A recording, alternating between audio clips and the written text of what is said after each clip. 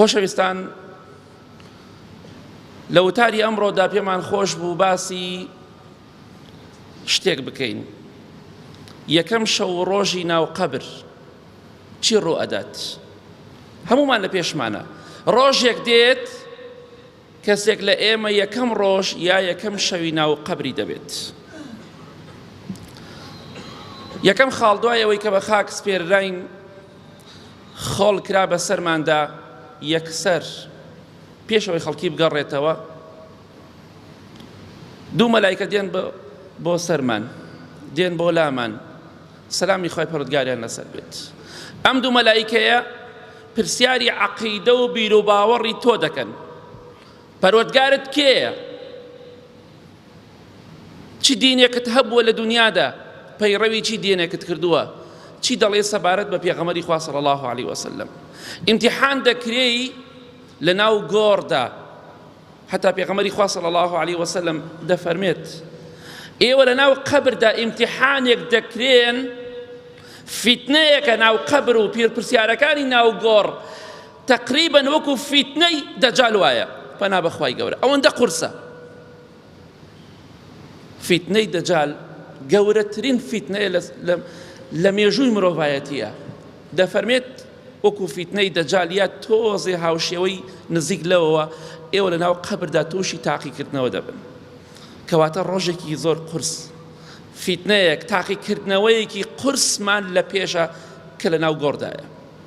هەموو خۆشی و ناخۆشی، بەختەوەری و بەدبەختی ئێمە پەیوەستە بە وەڵامدانەوەی ئەو سێ پرسیارە.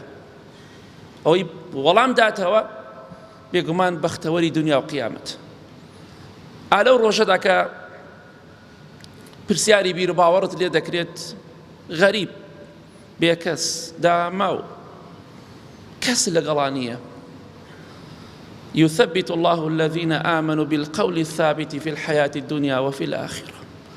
ئەوەی خوای گەورەی لە دنیادا پەرست بێ بەڕاستی و عیبادەتی بۆ کرد بێ، زمانی فەسیح و پاراو دەبێ و جوابی مەلایکە دەداتەوە. بۆیە بەردەوام بڵێ خوایگیان لە کاتی پرسیارەکانی ناو گۆڕدا زمانم سابت کەی، جێگیر کەی، چونکە فیتنەیەک و تاقیکردنەوەیەکی زۆر گەورەیە. کەواتە ئەومان لە پێشە لەو غەریبێدا ئێمە پرسیارمان لێ دەکرێت، خۆمانی ئەمڕۆ بۆ ئامادەکەین. خوایگیان داوا لێ دەکەین بە گەورەی خۆت و بە عەزەمەتی خۆت فریامان کەوە، چونکە لەو ڕۆژەدا بەخوا غەریبین، داماوین، بێکەسین. هیچ ڕاکردن و خۆشاردنەوەیەک نییە، خۆ ڕزگارکردنیەک نییە، بتەوێ خۆت ڕزگارکەی نییە، واسیتە نییە. باوک، دایک، برا، خوشک، کەس و کار، ماڵ و سەرۆت و سامان، دەسەڵات، هیچی فریایتەوە ناکەوێت ئیلا ڕەحمی خوا پاشان کردەوە چاکەکانی خۆت کە لە دنیادا بۆ قیامەتی خۆت ئەنجامت داوە. الله زمانی تۆ پاراو دەکات، فەسیح دەکات، نەک فڵان و فڵان، نەک فڵان پیاو چاک و فڵان پێغەمبەر سەلامی خوایان لەسەر بێ. يثبت الله، بەس خوایە دەتوانێت زمانی تۆ فەسیح کە و هەر خوایشە ئەتوانێت کە ئینسان لاڵ بکە و جوابی مەلایکە نەداتەوە. کەواتە پشت بە ئەڵڵا ببەستە، داوای یارمەتی کۆمەکی تەنها لە ئەڵڵا بکە، چونکە بەس ئەڵڵا فریای تۆ دەکەوێت و بەس ئەڵڵاش دەتوانێت سزای تۆ بدات، هیچ کەسێک نییە. ئەمە خاڵێکی زۆر گرنگە، ئاگامان لێ بێت. خوا زمانی کەسێک فەسیح و پاراو دەکات کە لە دنیادا شایستەی بوو بێ و عیبادەتی بۆ خوا کرد بێت. هەر ئەوەندەی ئینسان توانی وەڵامی مەلایکە بداتەوە، سەلامی خوایان لەسەر بێت. دوای وەڵامدانەوە ترس و غەریبی و خەمباری نامێنێت، کۆتایی پێدێت. ئەمە یەکەم شەو ڕۆژی ناو قەبرە. ئەگەر یەکەم شەو ڕۆژمان خۆش بوو، هەمووی خۆش دەبێ ئینشاءڵڵا. یەکەم شەو ڕۆژمان ناخۆش بوو، هەمووی بەدبەختی و نەهامەتی و عەزابە بێ.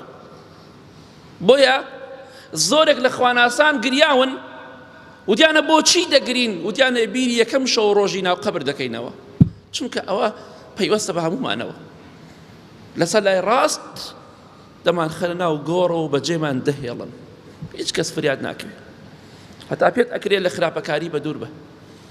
پشتیوان بەخوای گەورە. پێغەمبەری خۆشەویستمان صلی الله علیه وسلم دەفەرمێت لە حەدیثێکی صحیحە، هەر ئەوەندەی ئینسان جوابی مەلایکەی دایەوە لە هەر سێ پرسیارەکە ناجح بوو، بە زمانێکی فەسیح و پاراوتی ئەڵڵا پەروەردگارمە محەممەد پێغەمبەرمە صلی الله عليه وسلم ئیسلام دین و بەرنامەی ژیانم بوو.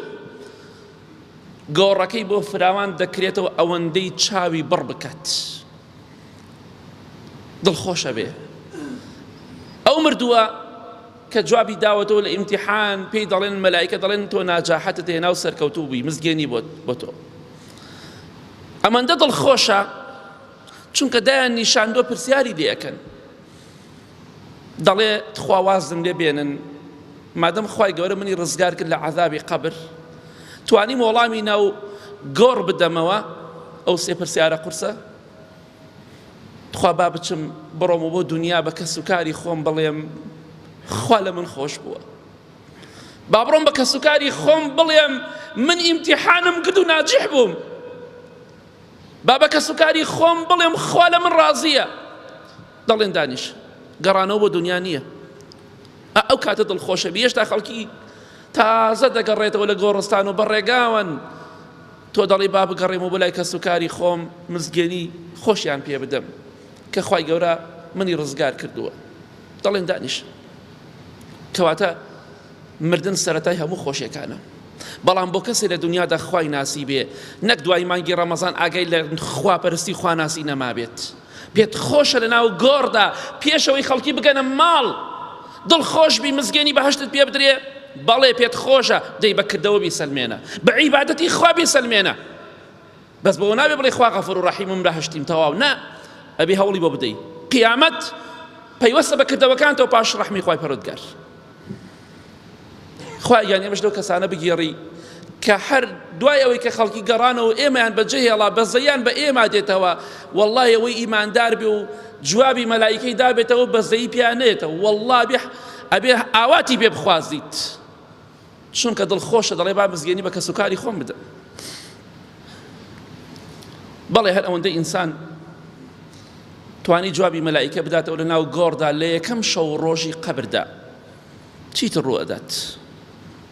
خوای گەورە ڕێز و حرمەتێکی زۆرت لێ ئەگرێت. هێشتا خەڵکی نەگەڕاوەتەوە لە گۆڕستان، تۆیان بە خاک سپاردووە فڵان کەس گوناحە مرد، ئەو کەسە گوناحەکە خوای خۆش نەبێ، ئەو کەسە گوناحە کە جوابی مەلایکە ناداتەوە لاڵ ئەبێ ئەڵێ نازانم ئەڵڵای چی پەروەردگار نازانم کێ پەروەردگاری من بووە، چونکە لە دنیادا ئامادە نەبوو سەجدەی بۆ بەرێ، لاڵ ئەبێ خوای گەورە بمان پارێزێ.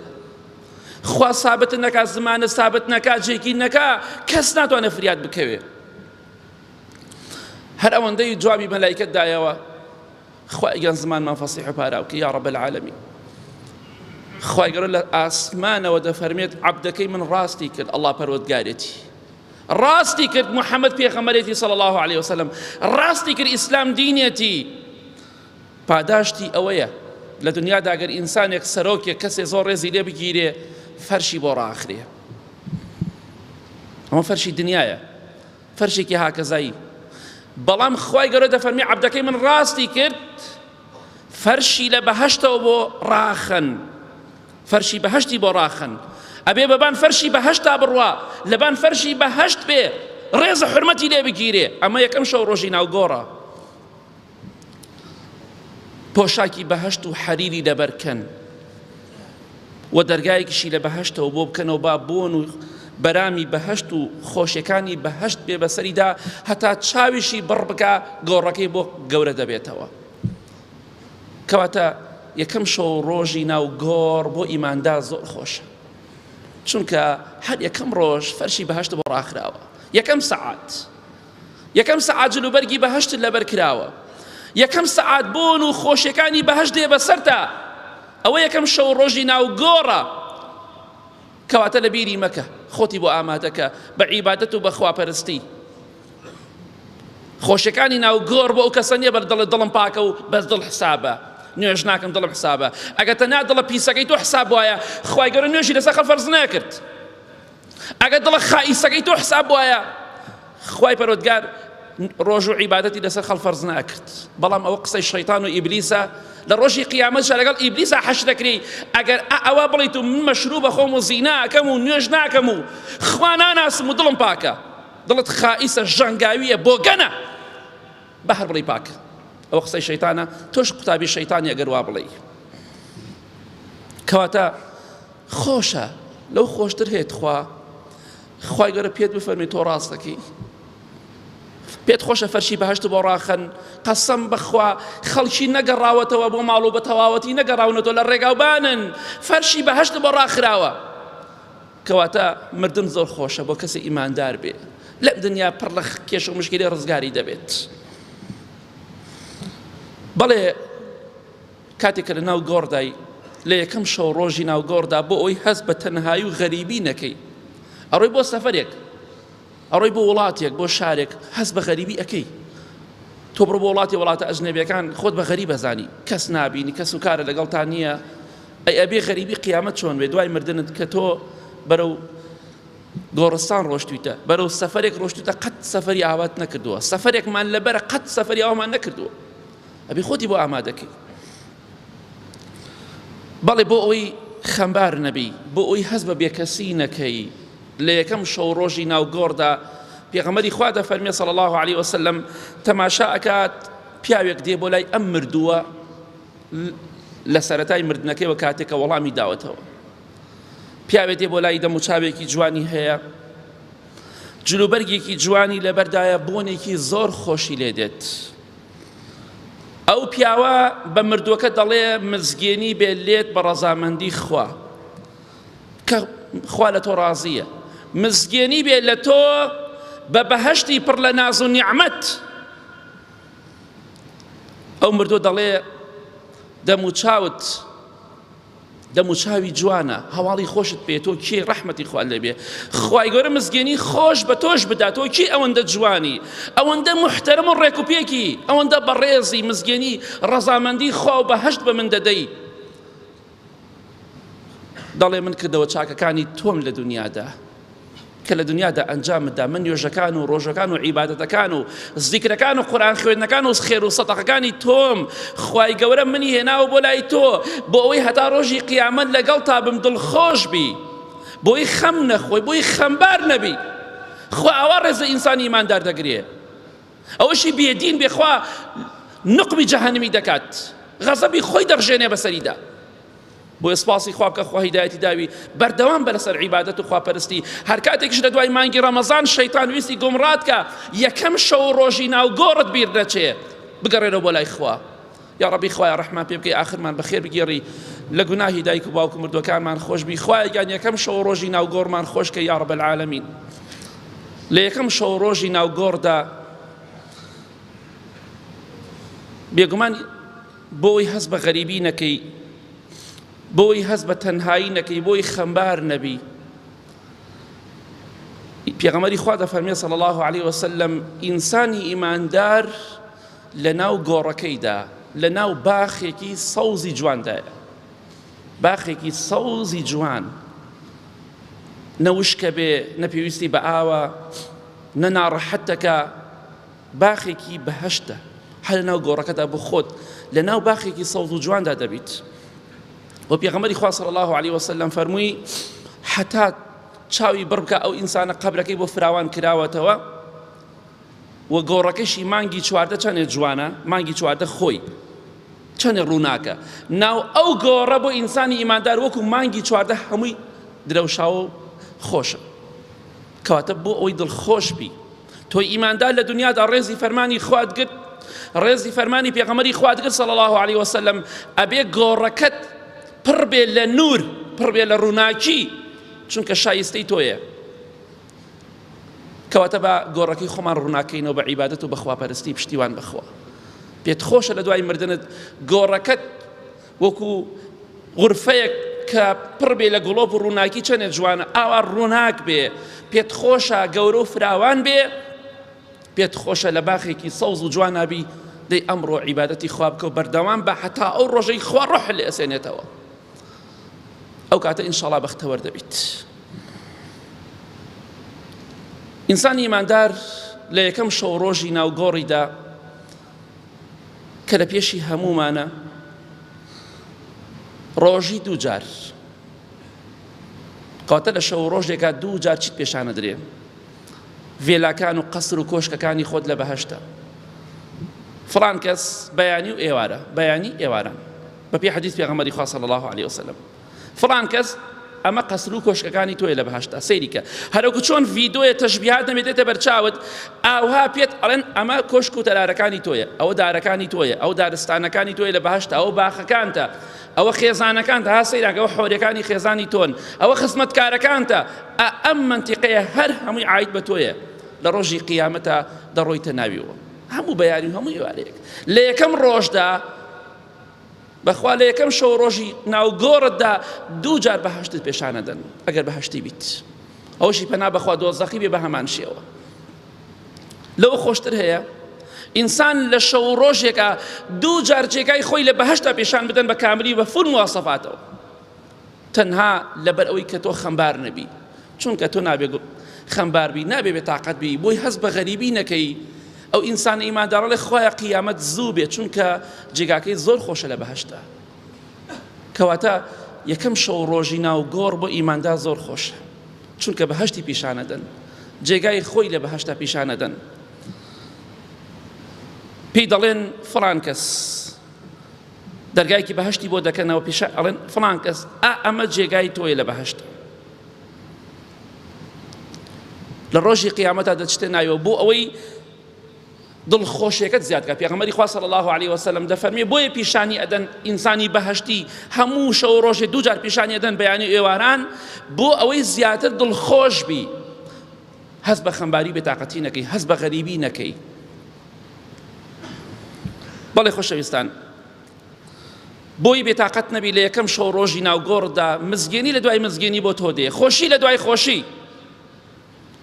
پێغەمبەری خوا صلی الله علیه وسلم دەفەرمێت ڕۆحی ئیماندار لە دوای مردن ڕۆح نامرێ لاشە دەمرێ ڕۆح دەرئەچێت ئەو ڕۆحە خوای گەورە دەیخاتە سەر شکل و شێوەی باڵندەیەکی سەوز لەناو دارەکان و ڕووبارەکانی بەهەشتە ئەبێ بۆ خۆی لە ڕووبارەکانی بەهەشت دەخواتەوە لە دارەکانی بەهەشت میوە دەخوات هەتا ڕۆژی قیامەت هات هەموو ڕۆحێک دەڕواتە ناو لاشەیەکەوە کەواتە ئینسانی ئیماندار لە یەکەم ڕۆژ و لە یەکەم شەوی ناوگۆڕیدا لە ناو بەهەشتا بۆ خۆی دەسۆڕێتەوە فەڕە لێدا ئینسانی ئیماندار بۆی خەمبار نەبی بڕۆ ناو بەهەشتەوە ڕۆحەکەت شادە ڕۆحت شادە چونکە لە دنیادا خوات ناسی خوات لەبیر بوو پێت خۆشە لە ناو بەهەشتا بۆ خۆت گەشت بکەی بسۆڕیتەوە دێ لە دنیادا خۆت ئامادەکە خۆت ماندووکە ئەمڕۆ یا بەیانی کۆتایی بە ژیانمان دێت ژیان سیقەی نییە متمانەی نییە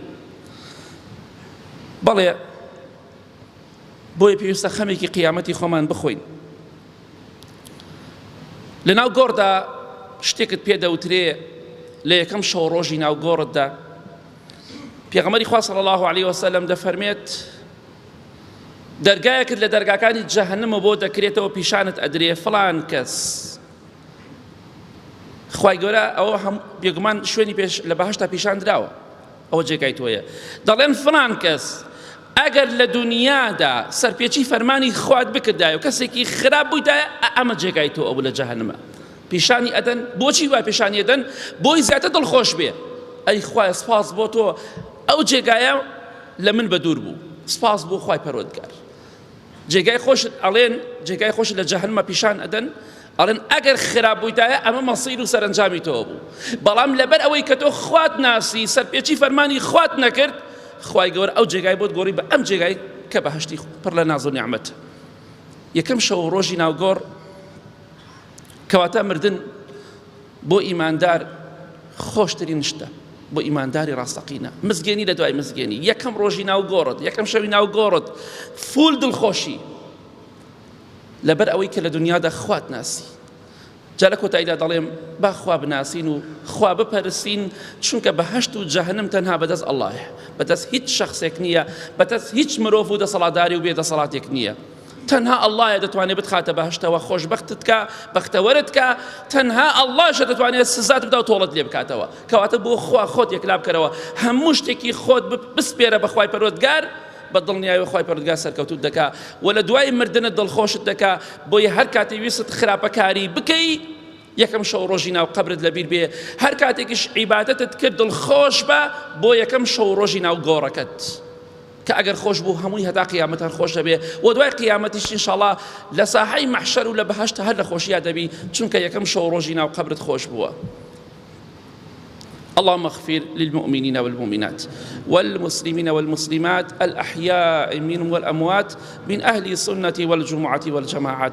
يا ربي خواه شفاء نخوش كان من بدي بتايبتي أواني داو دعاء خيريان كدوه. يا ربي خواه لجناه دايك وباوك مرد وكان من خوش بي خواه يان شفاء نخوش كان من بدي أواني كيشو مشكلين خواه بيان حلقي بيان آسان كي خواه يان أم حديثاني كباس ما نكر شمولي إيمش بك يا رب العالمين يكم شو روجنا وقبر من وهمي هتا قيامة هر خوش وشادي ومزجيني به.